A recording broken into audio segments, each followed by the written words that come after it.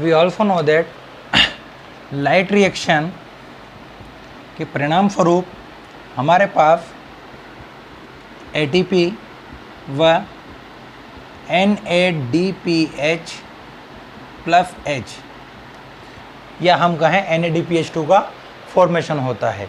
ये NADPH2 का जो फॉर्मेशन होता है उस फॉर्मेशन को इस हम कंबाइंड रूम में कहते हैं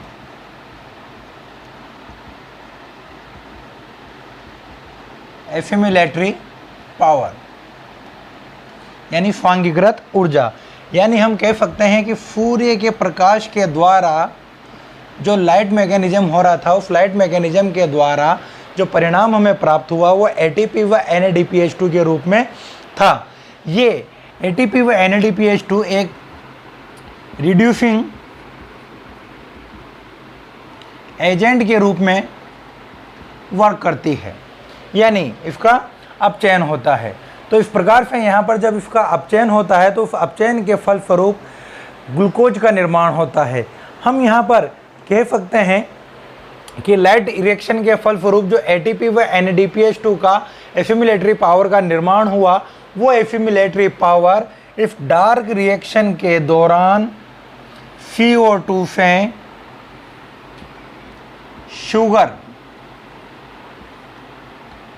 या हम कहें ग्लूकोज या हम कहें हेक्सोज शुगर के निर्माण का कार्य करती है थ्रू रिडक्शन या हम कहें थ्रू CO2 फिक्सेशन।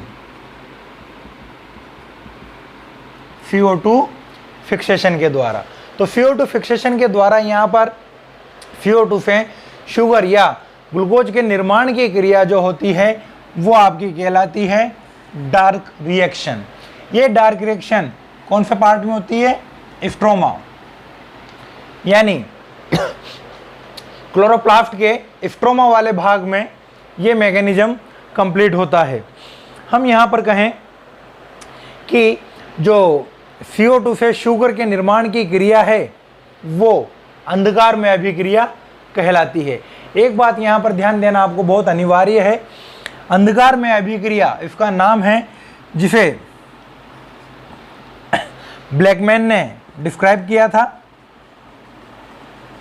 इसके अंतर्गत यहाँ पर 3 प्रकार की मैकेनिज्म आती है, जिसमें हम यहाँ पर C3 साइकिल, C4 साइकिल एवं CAM साइकिल का अध्ययन करते हैं।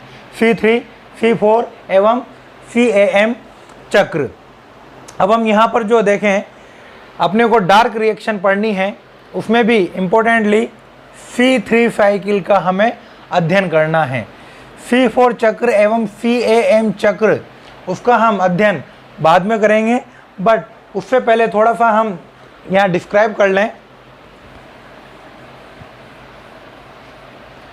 यदि मैं कहूँ CO2 के एफिमिलेशन या फिक्सेशन के फलस्वरूप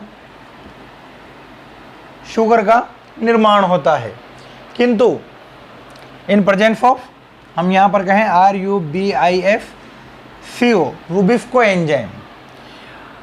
कई बार वातावरणीय परिस्थितियाँ ऐसी होती हैं जब CO2 की मात्रा कम एवं ऑक्सीजन की मात्रा अत्यधिक हो जाती है।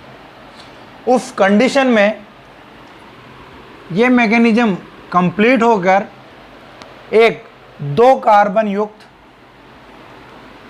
पदार्थ का निर्माण करता है, जिसे हम ग्लाइकोलेट साइकिल के रूप में भी जानते हैं, या फिर हम इसे कहते हैं फोटोफॉस्फोरेशन,